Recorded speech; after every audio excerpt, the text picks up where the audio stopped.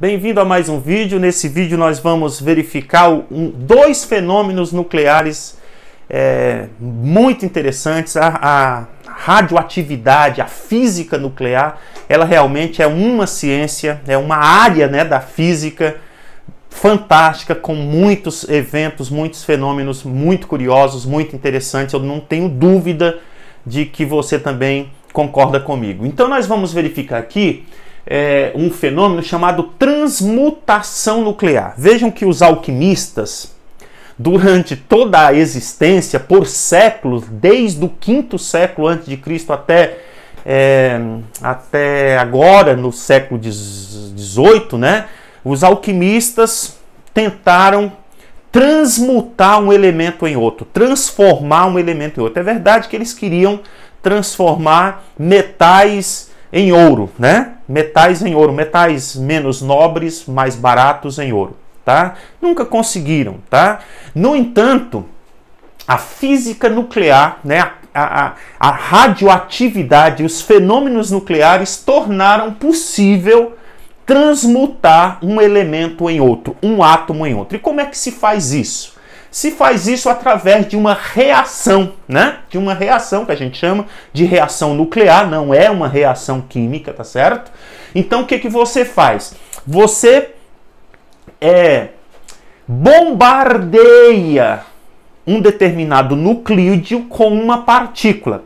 Essa partícula, ela pode ser agregada àquele nuclídeo, ela pode penetrar naquele núcleo e permanecer lá, transformando este nuclídeo em um outro nuclídeo, Transformando este nuclídeo que era de um elemento em um nuclídeo de outro elemento, tá certo?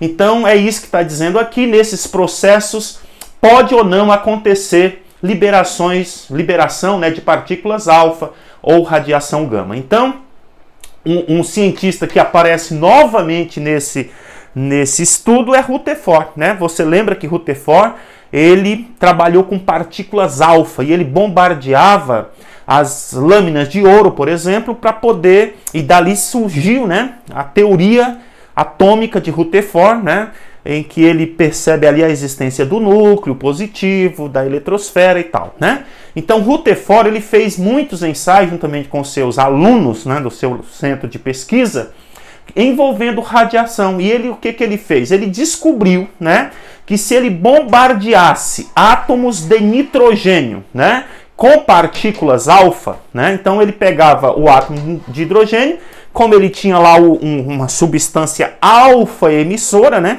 a mesma substância que ele usou para bombardear com partículas alfa a lâmina de ouro, aquela mesma substância ele submetia amostras de nitrogênio com aquela radiação alfa.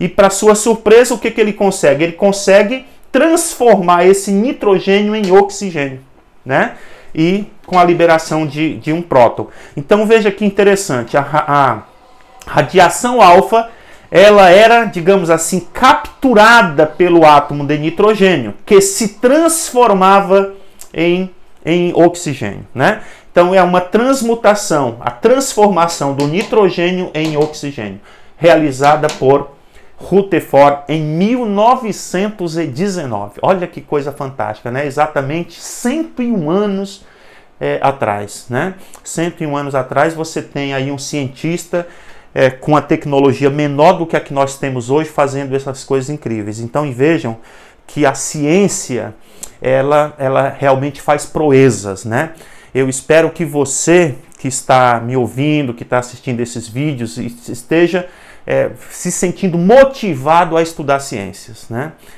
não necessariamente a física nuclear, mas a ciência de uma forma geral, ela é realmente fantástica e traz alternativas e soluções e descobre fenômenos realmente surpreendentes, Muito bem, outra pessoa que aparece na cena aqui é Irene Curie, filha de Marie Curie, e o seu marido, Frédéric Joliot. Então o que que eles fizeram?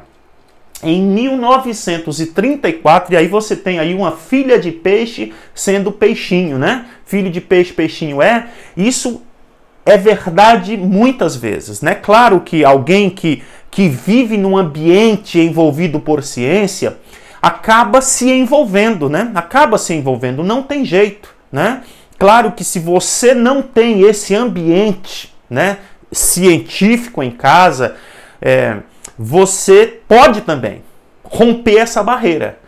Claro que se você tem esse ambiente, pai, mãe, que gostam de ler, que gostam de estudar, que são professores, que são médicos, que são advogados ou que são pesquisadores em qualquer que seja a área, isso acaba te envolvendo. Daqui a pouco você está lá também, quer dizer, esse ambiente facilita. O fato de você não ter não diz que você não será, ou que você não poderá ser um cientista, né? Mas veja aqui que a Marie Curie e seu esposo, Pierre Curie, sem dúvida nenhuma, influenciaram sua filha, tanto é que ela e seu esposo seguiram a mesma linha de trabalho da sua mãe, né? Em 1934, o que eles fizeram? Estavam bombardeando o alumínio com partículas alfa. Então, bombardeavam o alumínio com partícula alfa. E o que eles conseguiram? Obter o fósforo 30, né? Um dos isótopos do fósforo, e também um nêutron. Então essa foi a reação, né? Acontece que esse fósforo ele era instável, né? E o que acontecia? Ele se desintegrava em silício e aparecia na história o beta+. Olha que curioso, né? Então o beta+, né? O pósitron se formando aqui, né? Você tem um próton se transformando no nêutron aqui, né? Um próton se transformando no nêutron e liberando o beta+, ou seja, o pósitron, a antimatéria do elétron. A antimatéria do elétron. Olha que reação interessante, né? Então, nessa primeira, o bombardeio do alumínio com alfa produzia o fósforo 30, né? E esse fósforo 30, ele era instável, então ele emitia o beta+, e se transformava em silício, que era estável, né? Então assim aparece aí em cena o beta+, o pósitron. Na verdade, o pósitron ele já havia sido postulado, né? Ele já havia sido imaginado em 1928 pelo cientista Paul Dirac e observado em 1932 pelo Prêmio Nobel de Física, né, de 1936, David Anderson, né, que deu o nome de pósitron, tá certo? Então, na verdade, em 1934, ela percebeu ali, né, constatou a presença dele, mas desde 1928 ele já havia sido postulado e 2 anos antes da Irene Curie, ele já havia sido descoberto, tá certo? Você se lembra do pósitron por quê? Porque o Data, né, que é o robô lá da série famosa e que todo mundo gosta, ou muita gente gosta pelo menos, né, ele teria um cérebro positrônico.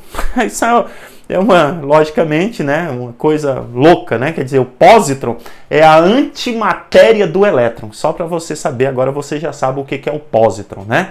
Então, na verdade, o Data, e ali tem mais uns 2 robozinhos lá também, que teriam cérebros positrônicos, ou seja, o cérebro dele seria formado pela antimatéria do elétron, né? Enfim, claro que é uma viagem na maionese, como ocorre com todos os filmes aí, né? A captura K, o que é a captura K? Veja, a K aqui representa a camada K, a primeira camada eletrônica.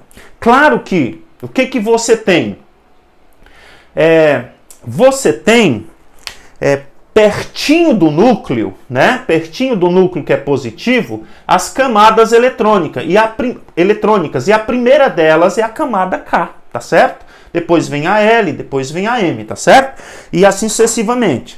Então, a gente pode até imaginar que não seja um fenômeno muito difícil de acontecer a captura K, porque os prótons são positivos e o elétron é negativo. Então os elétrons da camada K, os 2 elétrons da camada K, eles são fortemente atraídos pelo núcleo, né? E pode acontecer que estes elétrons sejam capturados pelo núcleo, possam ser capturados pelo núcleo, que a gente chama isso de captura K.